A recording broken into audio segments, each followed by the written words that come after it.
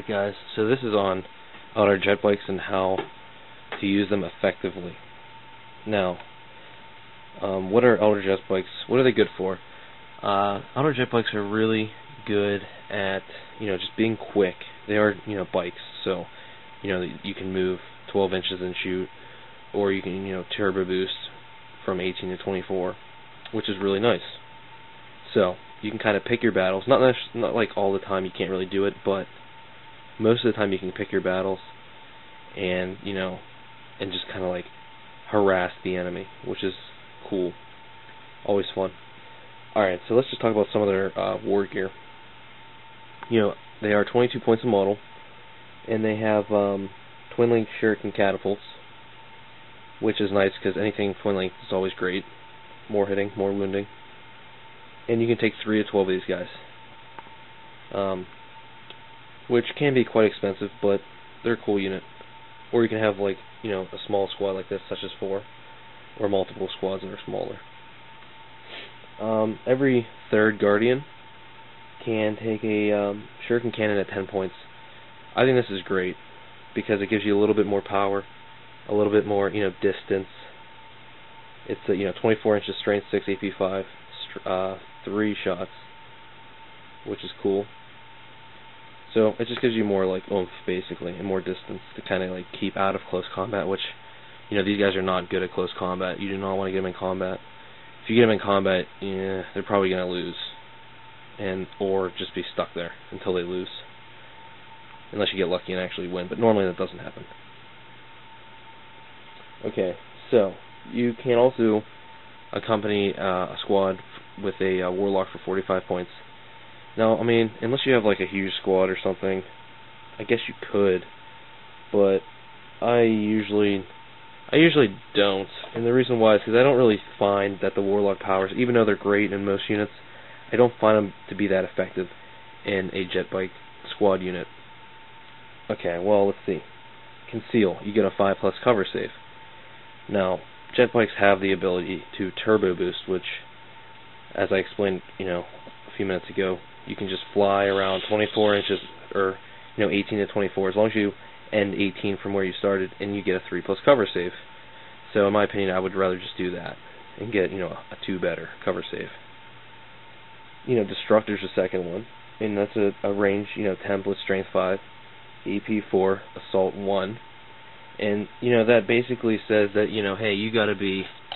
It's a template, so you got to be like this close for it to work. And again, normally when you get that close, you're going to be basically in close combat, if not this turn, next turn, which again you want to avoid.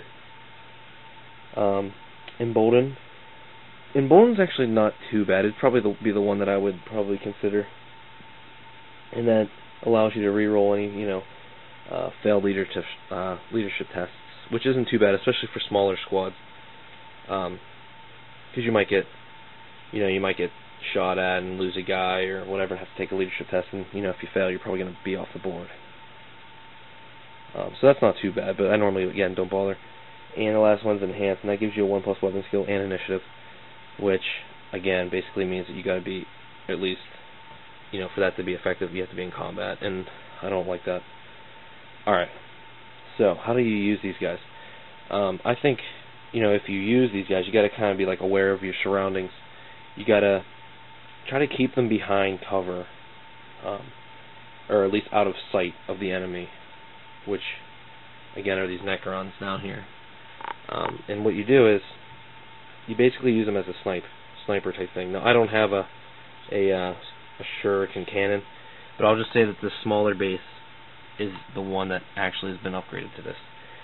Now what you do is you can move up to 12 and shoot, and or you can move up to 12 and shoot and still do everything.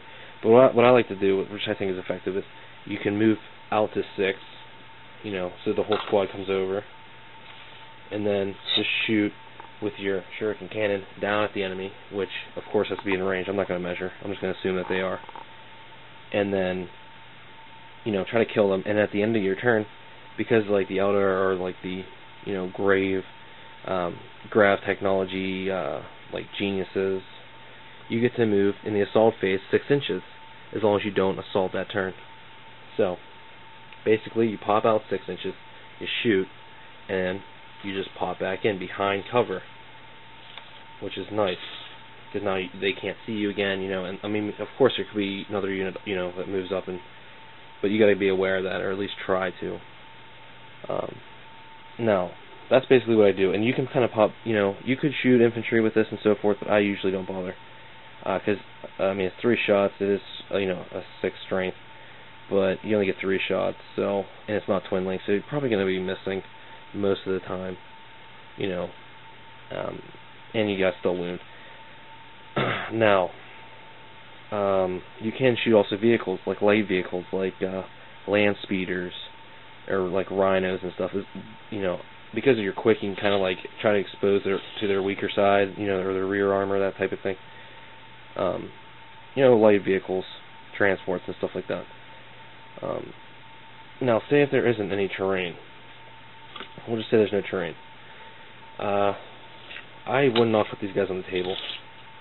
I would just leave them in reserve, and basically, when they come on, which, I mean, you never really know when, but if they come on early, just use the turbo boost to like fly down the board 24, or at least 18 inches away, giving you that 3+ cover save, and just keep doing that every turn, just back and forth until like the last turn if you're playing objectives type of a game, and then on the last turn, or whenever, just fly them up and try to just turbo boost to the objective and take or contest it, which is awesome.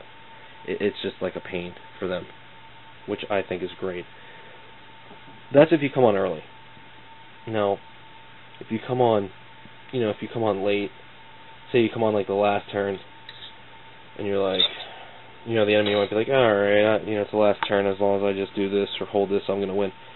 Basically, you come on and just turbo boost to the objective. And now all of a sudden, their fine and dandy objective that they might have been holding, for instance, is now contested. They don't get it, so that's nice.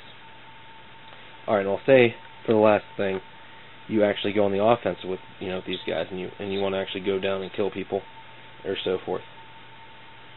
What I like to do is move up 12, or at least, I don't want to say move up 12, that's incorrect. Move up so at least your guns are in range, which is in most cases 12 inches. Okay. Now, why is this key? Because your guns are short. Your guns are only range 12. So you shoot. Let's just move them up a little bit. We'll say they're all back here. Okay. So you're in range. You shoot, and normally the enemy, maybe not Necron players, but pretty much everyone else is going to go, okay, I'll move up 6, and then I'll just assault you 6, and now you're in combat. So, on their turn. But what I like to do is you shoot down range, you kill them. You got to be in range, of course. I don't know if I am. I'm just assuming I am. And then in the assault phase, use your special ability that the Eldar players get to move 6 inches, and what you do is you drop back 6 inches. Now, why is this good? Again, because their little idea of, I'm just going to move up 6 and then charge you 6, it becomes almost useless unless they have like fleet of foot, or unless they move super fast, because they can't. Now you're technically, if you get lucky, you're 18, or even 16 inches away, that type of thing, which is great. And that's how I use them, and I think, try to incorporate this in your playing, and hopefully this helps you out.